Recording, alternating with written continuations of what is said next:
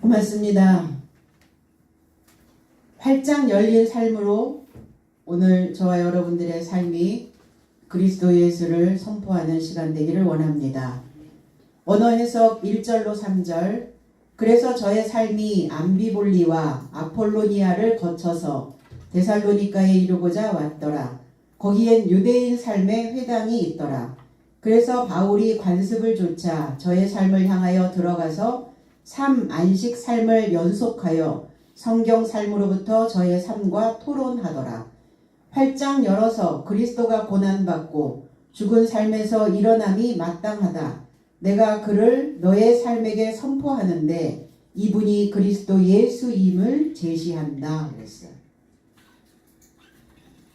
암비볼리, 아폴로니아, 지역이 많이 나오죠. 지명의 이름이. 이 암비볼리라고 하는 이 뜻은 흐르는 물에 둘러싸인 성읍이라는 뜻이에요. 그리고 이렇게 둘러싸여 있으니까 양편 강이 둘러싸여 있는 곳입니다. 그 물줄기가 흐르는 지역에 살고 있는 사람들의 성향이 어떨까? 뭐가 좀 강하죠.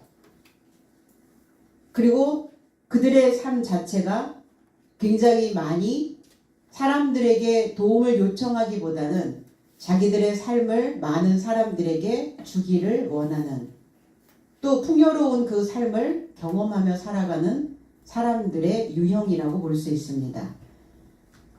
이 지역은 스트리몬 강으로 둘러싸인 마게도냐 도시에 위치해져 있고 여기에는 아테네 사람에 의해서 세워졌습니다. 로마 시대에는 마게도냐를 4개의 행정구역으로 분할했는데 그 중에 수도가 암비볼리였습니다. 아폴로니아라고 하는 의미는 태양, 이방신 이런 뜻이고 아폴로라고 하는 의미가 파괴자라고 하는 의미를 가지고 있죠. 바울과 신라가 빌립보에서 데살로니가로 갈 때에 이 성을 통과해야만 했다는 얘기예요.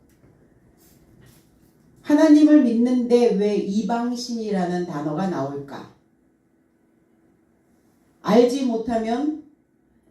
하나님을 알지 못하면 하나님을 이방신으로 만들어 버린다. 그래서 이 아폴론이라고 하는 단어가 태양이라는 단어이기도 합니다. 그래서 암비볼리에 있는 사람들의 모습이 양편으로 나누어져 있는 것만큼 그들이 주장하고 있는 신앙이 분분해 있다는 거예요. 각자의 신앙관에 취하여 있는 사람들입니다.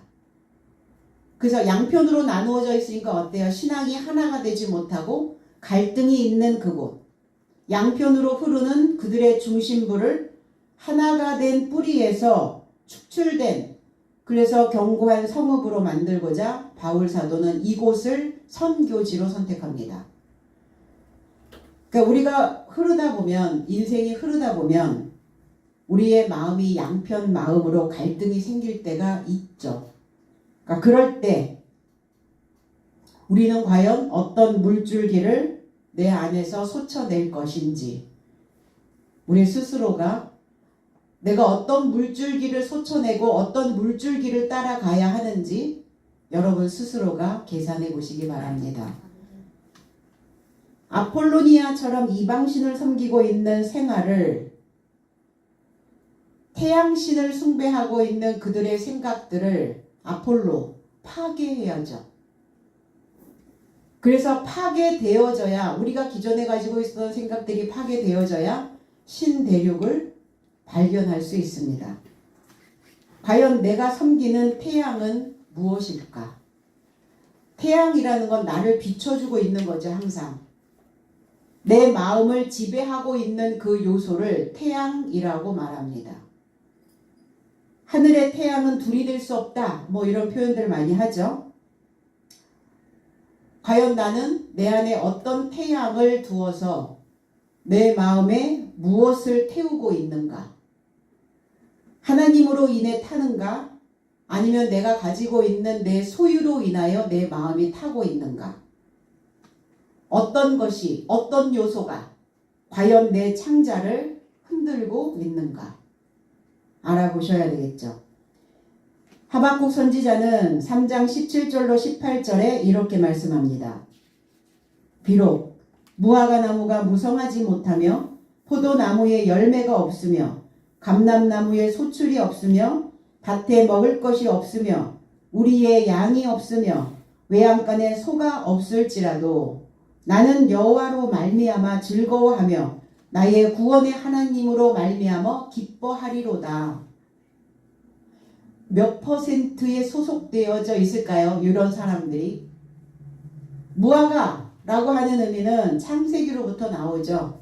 어떤 목적을 향하여 가는 사람들, 어떤 기회를 얻고자 하는 자들, 만남을 통해서 목적을 이루고 기회를 붙잡고자 하는 이것을 무화과라고 이야기합니다.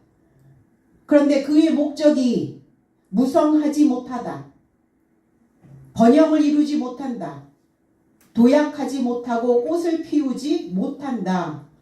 그러니까 그들의 기회가 새로운 싹을 튀어내게 하는 것처럼 뭔가 번영을 갖다 주지 못한다. 그렇게 할 수가 없다. 이렇게 표현합니다. 포도나무의 열매가, 포도나무는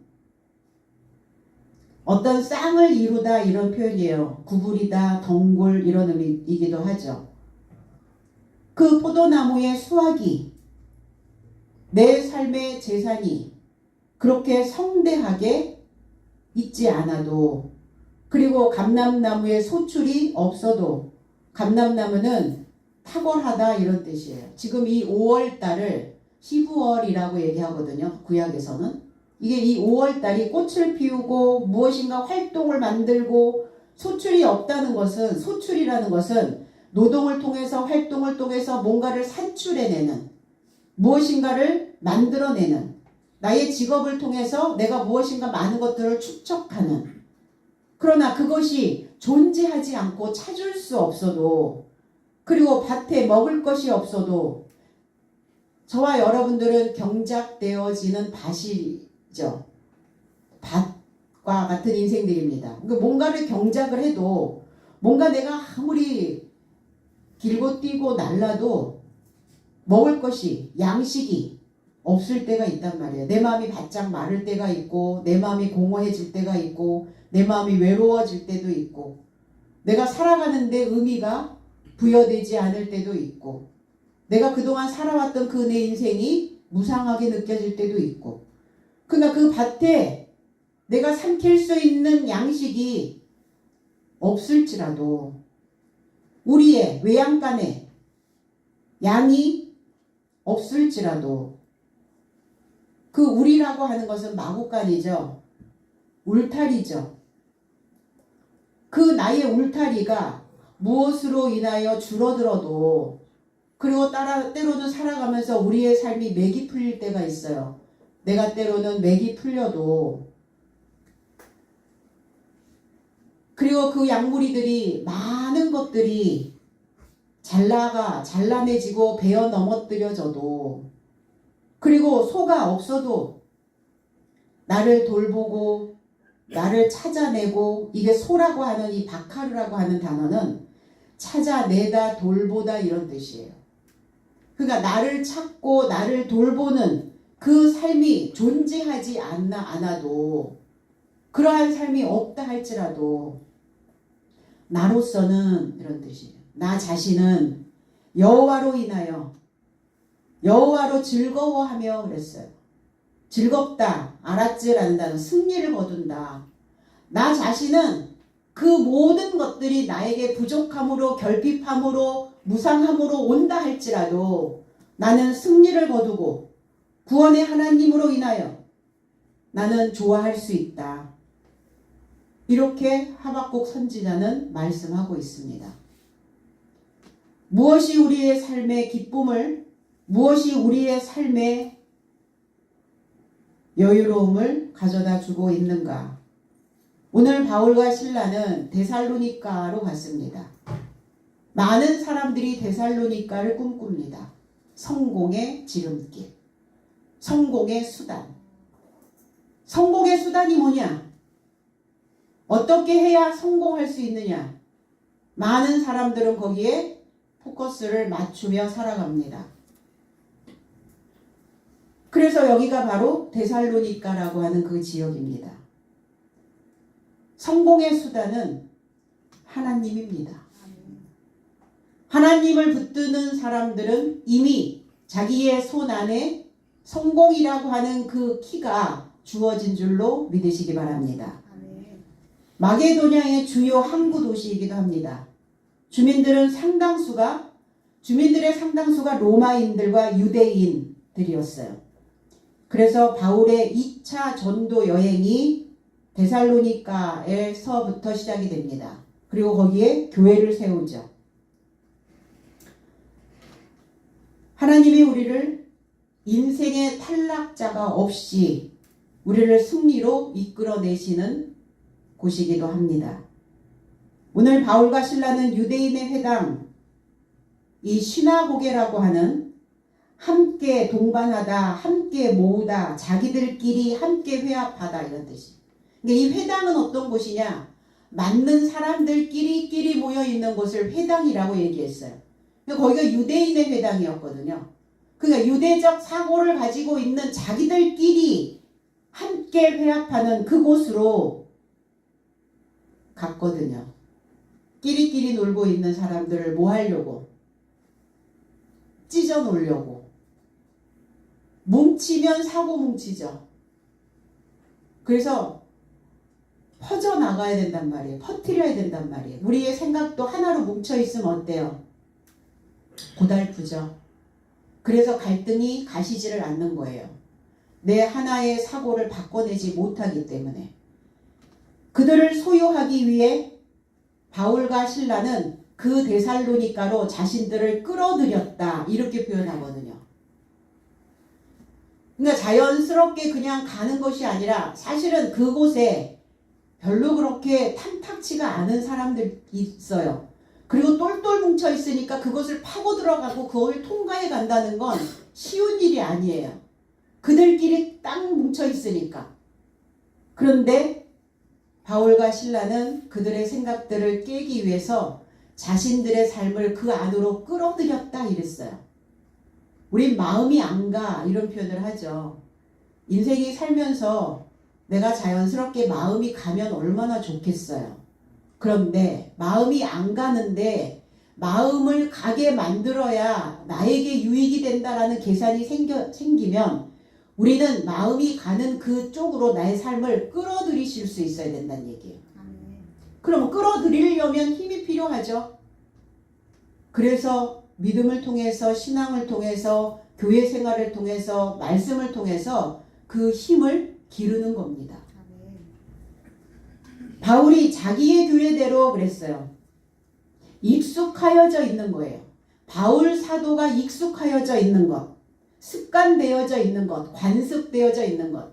우리는 관습, 규례, 규칙 이러면 이제 구약의 모세의 율법을 찾고 생각하고 있는데 오늘 모세의 율법을 완성시킨 그 사랑의 법으로 익숙하여져 있는 바울의 규칙대로, 바울의 관습대로 말씀을 지금 증거하고 있다는 겁니다. 마가복음 10장 1절에 예수께서 거기에서 일어나사 요단강 건너편으로 지나 유대 지역에 이르게 되니 무리가 그를 향하여 다시 동행하니 예수께서 관습대로 다시 가르치시더라 그랬어요. 전달해 내려오는 그 내용들을 없애는 게 아니라 가져야 될 것들, 좋은 것들을, 우리에게 주는 유익한 것들은 그대로 지키며 가는 거예요. 그 관습이라고 하는 그 틀 안에 새로운 양념을, 새로운 것들을 배치시키는 겁니다. 새로운 레시피를 만들어서 사람들의 생각들을 버무려 주시는 거예요. 틀이 없으면 안 되죠. 인간은 다 자기의 틀을 가지고 있습니다. 그러나 그 틀이 너무 고리타분하고 너무 낡은 것이라면 과감하게 새로운 틀로 옮겨갈 수 있는 마음가짐이 필요하다는 겁니다. 거기에서 일어나 그랬어요. 거기는 갈릴리 지역이요. 가버나움이라고 하는 지역입니다. 그래서 그 가버나움에서 지금 요단으로 건너오셨을 때의 상황이거든요. 주님은 지금 끊임없이 예루살렘을 향하여 가고 있습니다. 요단, 내려오다라는 지역이에요. 인습적으로 해안 경계 이런 뜻이에요. 적진지 이런 뜻입니다. 낮은 지역으로 내려가는. 당연히 윗물은 아랫물로 내려가야죠. 그래서 내려가다 보면 윗물로 평평해지는 거예요. 그곳을 바다라고 말합니다. 그러니까 윗물들은 어쨌든 내려가야 돼요. 그 물에 멈춰 있는 것이 아닙니다. 그 요단은 어떤 곳이냐? 적의 세력 아래에 있는 땅입니다. 적진지로 들어가는 거예요, 지금. 여기서 인습적으로 해안 경계라는 것은 예전의 풍습 그대로를 유지하고 있는 지역. 어떤 예절 그런 것들을 그대로 지금 따르고 있는 해안 경계 지역. 거기가 요단이었습니다. 그러니까 주님도 나의 관습대로 주님의 관습대로 가르치셨다 그랬어요. 이 관습을 전달해 내려오고 있는 어떠한 그 예전의 풍습 그 안에 새로운 것들을 넣는 거예요. 영적인 혁신을 가져다 주는 겁니다. 그래서 다시 가르쳤다. 다시라는 단어가 반복하다, 새롭게 하다, 진동시키다, 씨름하다 이런 의미를 가지고 있어요. 그게 씨름해야죠. 내가 가지고 있는 그 틀에 새로운 것들을 넣으려면 씨름하셔야죠. 영적인 혁신. 내가 가지고 있는 그 생각을 벗겨내는 거예요. 이걸 혁신이라고 얘기합니다. 혁신이라는 것은 낡은 것을 바꾸거나 고쳐서 아주 새롭게 함 이런 뜻이에요. 고쳐서 새롭게 되어지려면 뭘 해야 되느냐? 울림이 있어야 된다네요. 내 안에 진동이 와야 된대요. 그래야 새로운 것들을 내 안에 넣을 수가 있다. 폭넓은 적용으로 가르치고 있는 겁니다. 그래서 바울 사도는 주님에게서 배웠던 그 내용 그대로 그 관습을 쫓는, 그래서 주님과 바울 사도와 실라가 동일하게 영적인 혁신을 가져오게 됩니다. 그들의 삶을 향하여 들어갔다 그랬어요. 뚫는 거예요. 뚫고 지나가는 겁니다. 그들의 생각들을 통하여 들어가는 겁니다. 누가복음 24장 25절로 27절에는 그러므로 예수께서 저 삶에게 이르시되 어리석고 예언자 삶이 전한 모든 삶에 접해 마음에 믿기를 더디하는 삶이여 그리스도께서 이런 삶을 고난받고 그의 영광에 이르고자 들어감이 마땅하지 않느냐. 그리고 그가 모세로부터 시작하여 모든 예언자로부터 그에 관한 삶을 모든 성경 안에서 저 삶에게 자세히 설명하시더라 그랬어요. 내가 너희들의 삶을 관통하는 것이 마땅하지 않냐. 이 말씀을 언제 주셨냐면 주님이 무덤에서 부활하시고 제자들이 다 흩어졌죠. 근데 이제 엠마오로 두 제자가 길을 갈 때 그들에게 나타나셔서 하셨던 말씀이에요. 너희들이 모세로부터 시작해서 예언자로부터 그에 관한 말씀을 성경을 통해서 자세히 설명받지 않았냐?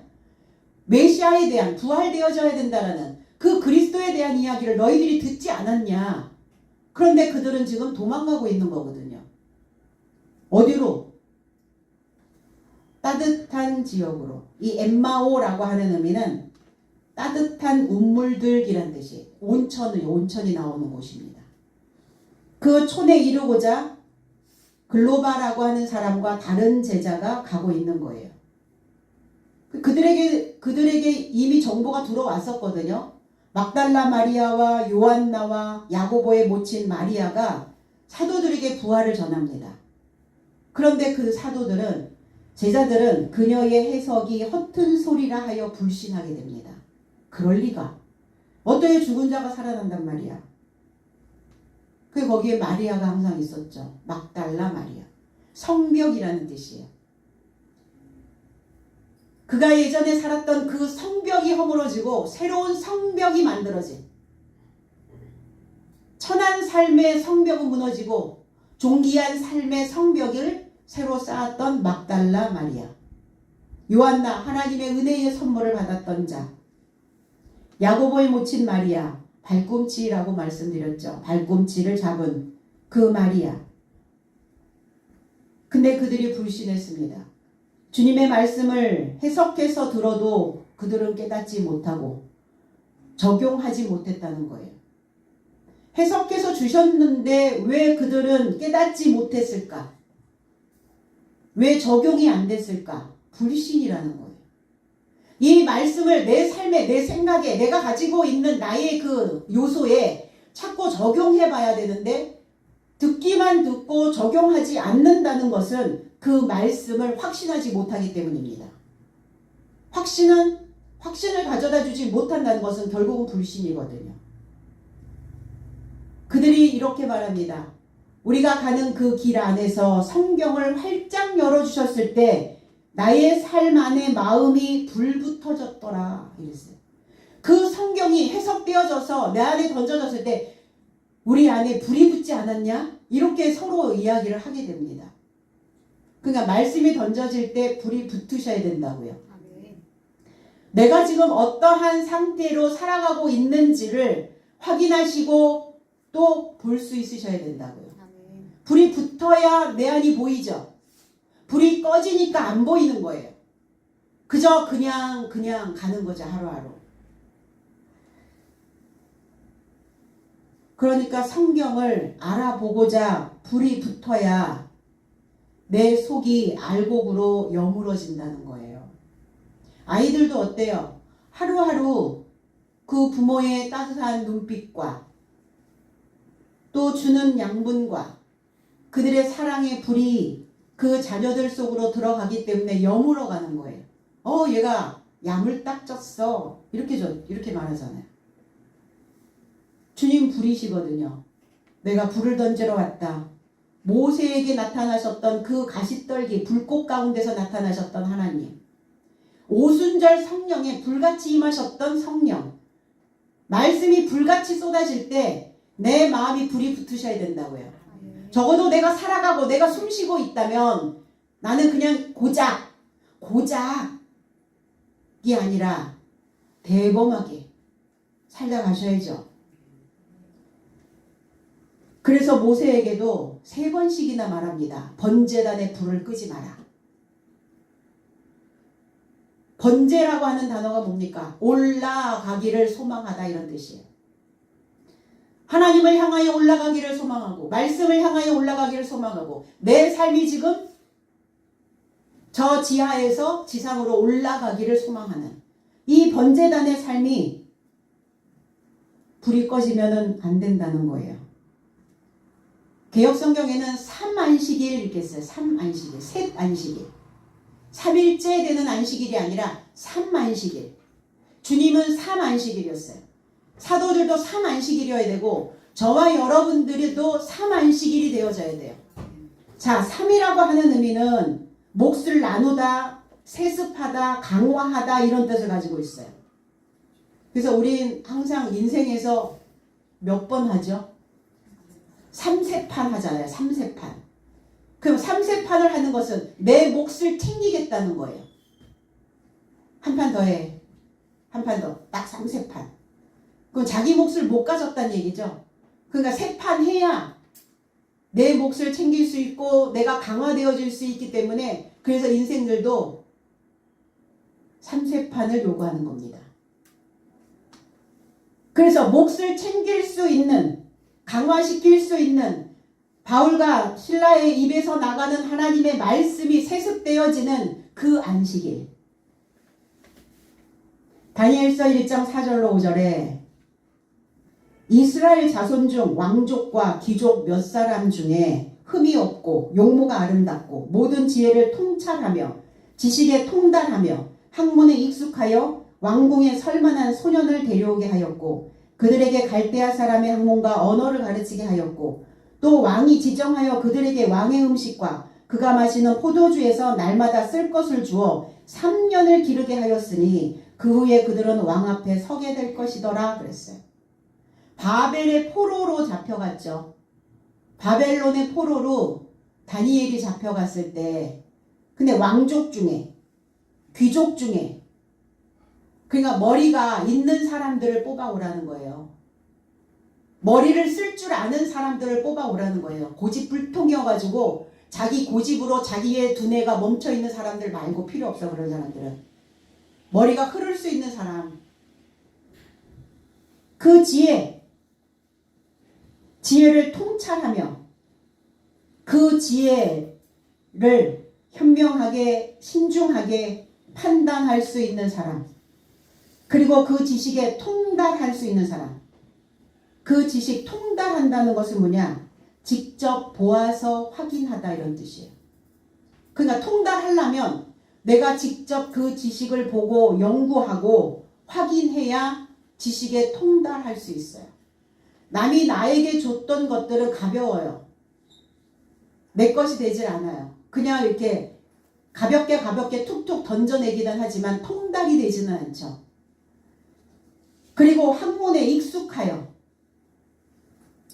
분별력이 있는, 그 지적으로 구분할 수 있는 이러한 사람들을 데려와라.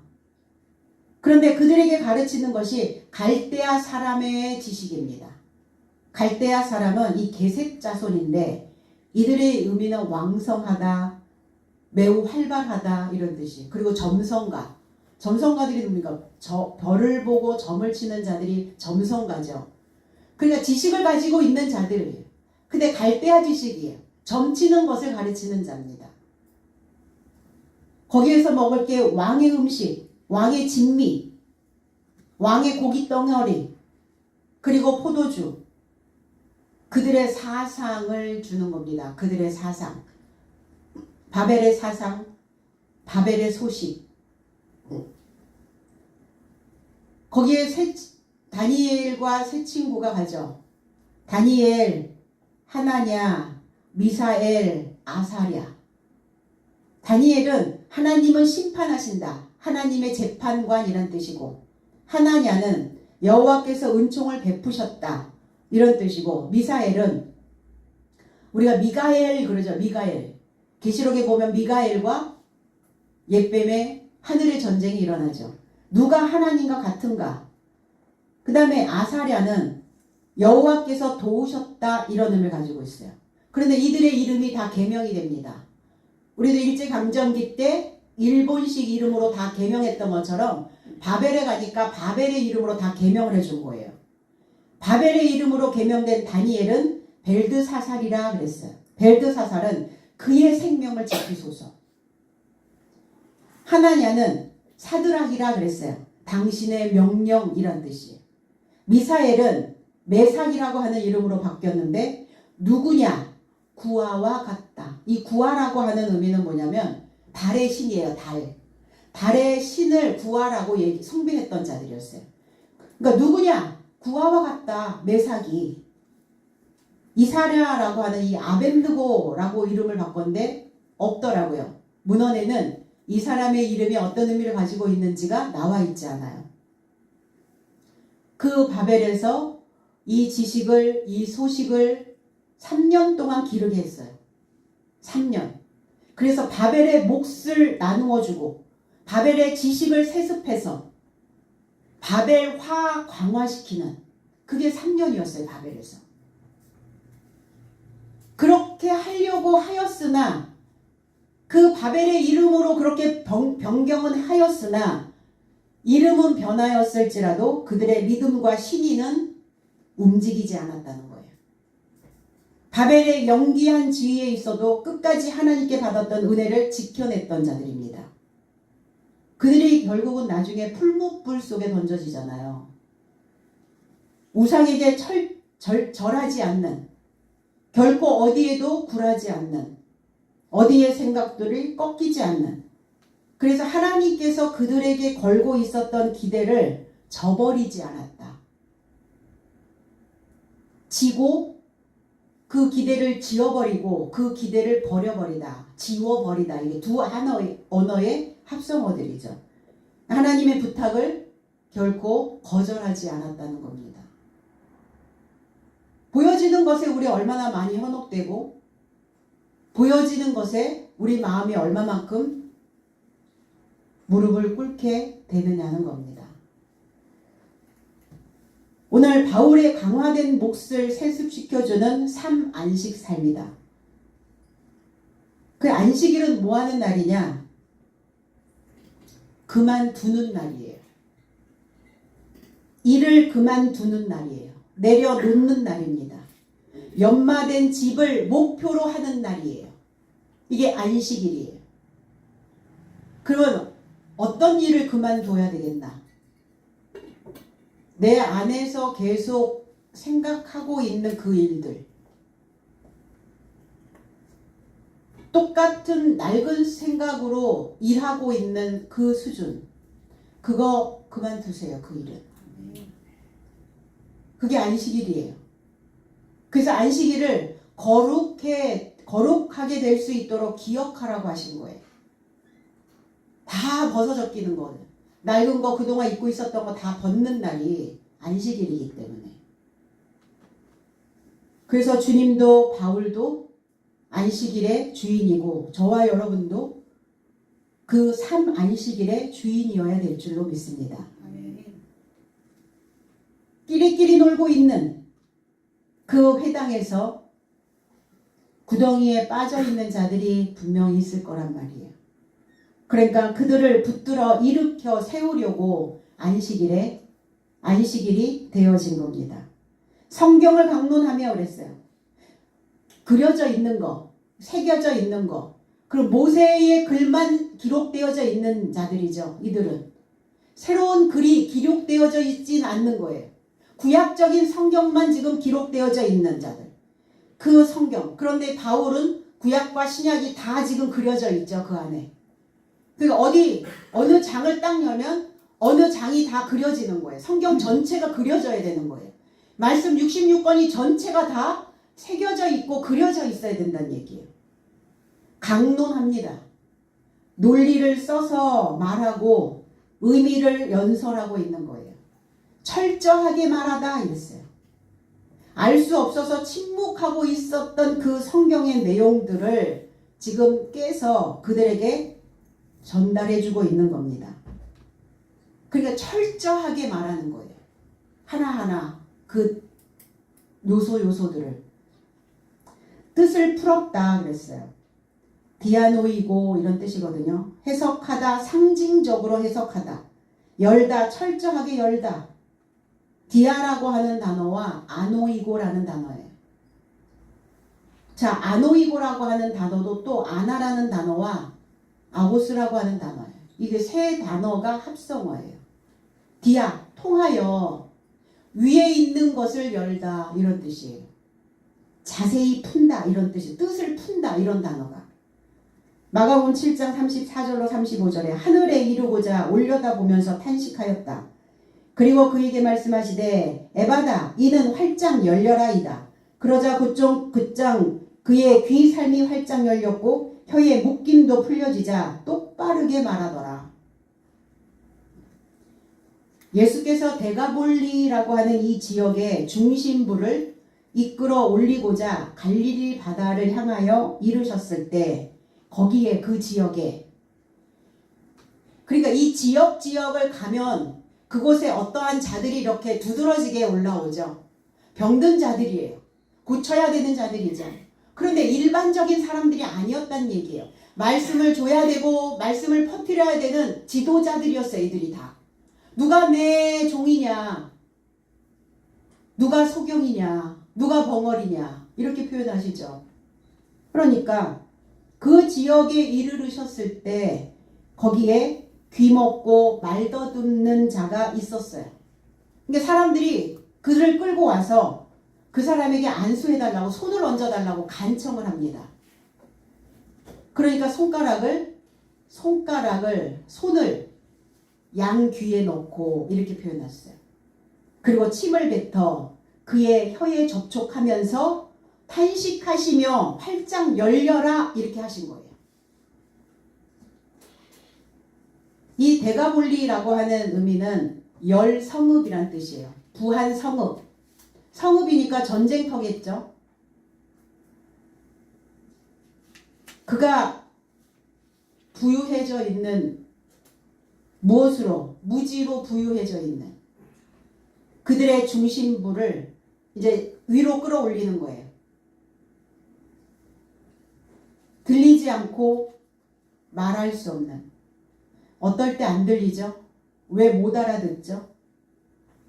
무지하니까. 내가 그 지식에 대하여 알지 못하면 상대가 아무리 이야기를 해도 안 들려요. 내가 알고 있는 영어 단어를 내가 알고 있는데 누군가 그 영어의 문장을 쭉 얘기할 때 알고 있는 단어만 들리죠. 그 상황이란 말이에요.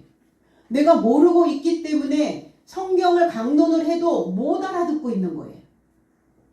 무지하여 귀에 들리지 않고 이해할 수가 없으니까, 이해가 안 되니까 똑바르게 말할 수 없는 신앙인들이었어요. 그 지도자였어요. 근데 에바다 열렸죠. 둘째 하늘이 열리는 상황입니다. 셋째 하늘이 열리려면 십자가 사건이 지나가야 돼요. 그래야 깊은 사고로 깊은 지식을 얻을 수가 있어요. 그러니까 십자가가 뭡니까? 고난이잖아요. 죽는 거잖아요. 어떻게 죽어야 돼요? 배우며 죽으셔야 됩니다. 배운다는 것, 공부한다는 것은 내가 알고 있는 내 수준은 죽고, 배우니까 어때요? 위에 있는 수준이 살고. 이게 죽고 사는 거예요, 공부한다는 건. 근데 참 싫어하죠. 공부하는 거 공부하라고 그러면 뭐 내 이 나이에 뭐 공부를 해. 공부할 만큼 했는데 또 이렇게 얘기하거든요. 이 손가락, 열 손가락이죠. 부유하게 만드는 거예요. 귀가 가난하여 있었다고요. 머리에 든 게 없으니까 귀에 들리는 소리도 가난했어. 찢어지게 가난했다. 우리 그런 표현 많이 하죠. 그러니까 그에게 지식이 더하여져야 되는데 들리는 소리가 항상 맨날 그 소리야. 맨날 그 지식이야. 맨날 그 설교야. 그러니까 부유해질 수 없었는데 손가락 부유하게 만들고 있는 거예요. 그리고 침은 입에 있는 입의 사욕입니다. 우리가 무엇을 이야기할 때 침 튀기며 얘기했다, 이렇게 침 뱉었다, 이렇게 칵 뱉어가지고 뭐 이렇게 하는 게 아니라 입의 사역. 이 혀라고 하는 의미가 글로사라는 단어의 언어입니다.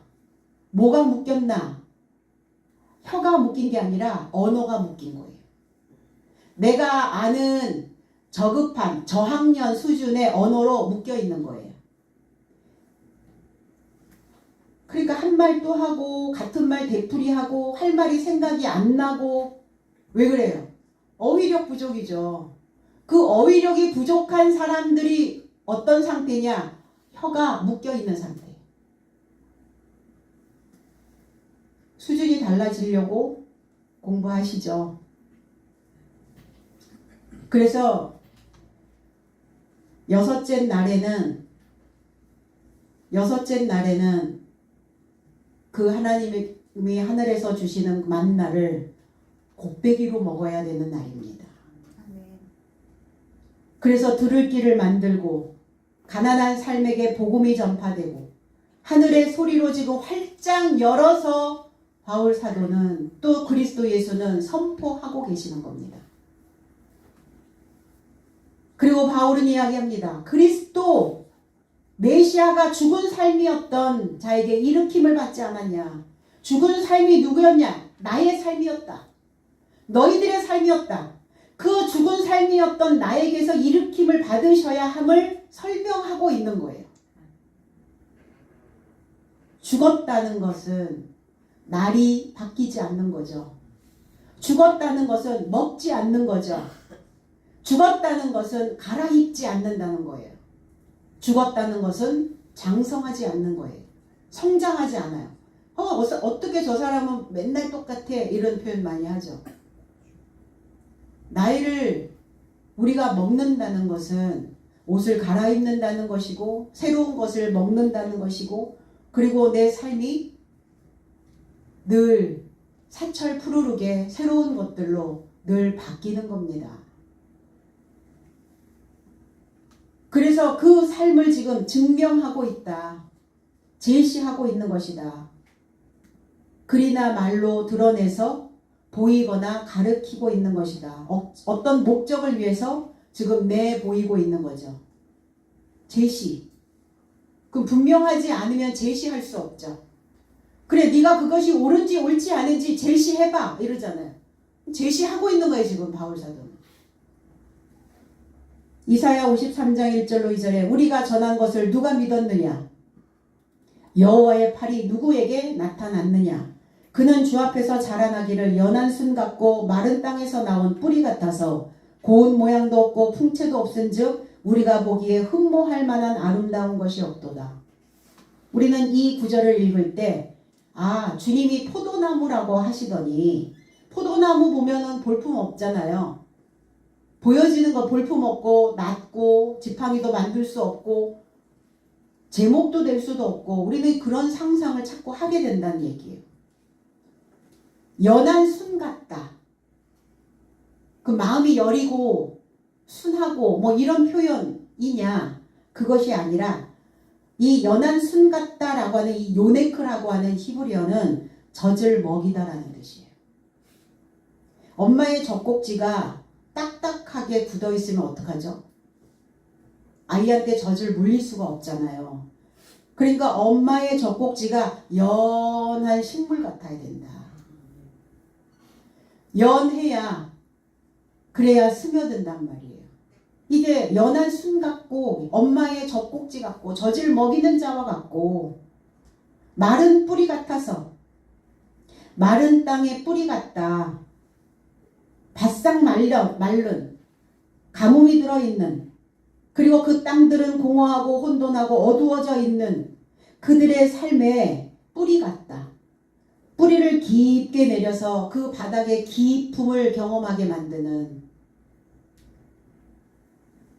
그런데 고운 모양도 없고 고운 모양, 윤곽이 모습입니다. 용모입니다. 얼굴입니다. 얼굴 그 용모 그게 아니다.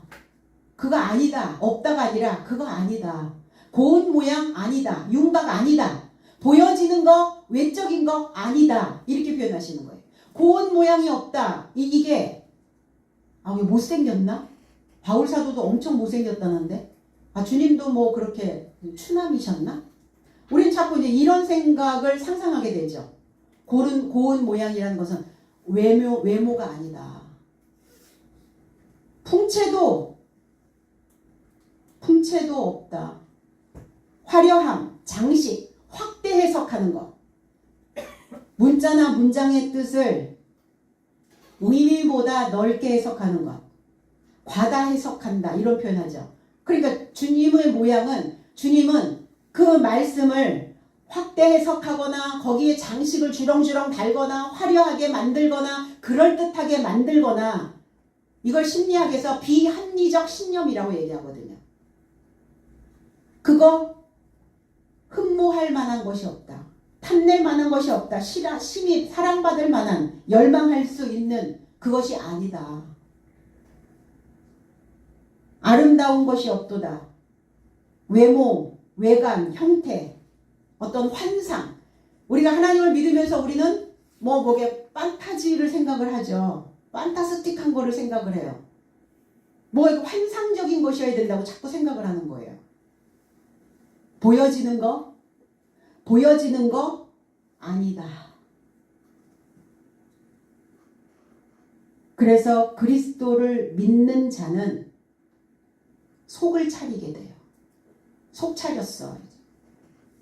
보여지는 외적인 게 아니다. 장식해서 화려하게 만드는 것이 아니다. 외형적인 것이 아닌 엄마의 젖을 먹고 얄팍한 사막의 땅들이 깊이 뿌리 내리게 돼서 깊은 사고를 하게 만드는 것이다. 얼굴 보이는 삶이 아닌 말씀을 확대 해석해서도 아닌, 그러니까 어때요? 탐을 낼만 하거나 그것을 열망하거나 그럴 만한 것은 아니다. 먹을 자들만 먹는 것이다. 경험할 수 있는 자들만 경험하는 것이다. 그러면 태어날 때부터 그렇게 결정해서 태어난단 말이냐? 그건 아니라는 거예요. 내가 가면서 내 마음을 활짝 열어 제끼는 자는 그것을 경험하게 될 것이고, 그렇지 못한 자고 깡깡 닫혀 있는 자는 그거를 당대에 가야 경험할 수 없다는 겁니다. 그러니까 속이 안 차려지는 거죠. 오늘 바울의 입의 문으로 선포되어지는 그 말씀을 들은 자는 살아날 것이고, 그리고 스스로 내가 어떠한 물에 빠져서 허우적거리고 있는지 눈치챈 사람들은 자신을 구조해 낼 겁니다. 부디 보여지는 어떠한 이 물질계나 보여지는 이러한 바깥의 이러한 상황들에 너무 많이 현혹되거나 너무 많이 가슴 조이거나 너무 많이 기죽지 마시고, 여러분의 속이 그리스도 예수의 지적인 그 영역으로 늘 개척되어져서 내 속이 항상 하나님의 기름으로 기름지고 있다라는 그 감사가 저와 여러분들의 삶에 넘쳐나시기를 예수 그리스도의 이름 안에서 축복드립니다. 아멘. 기도하겠습니다.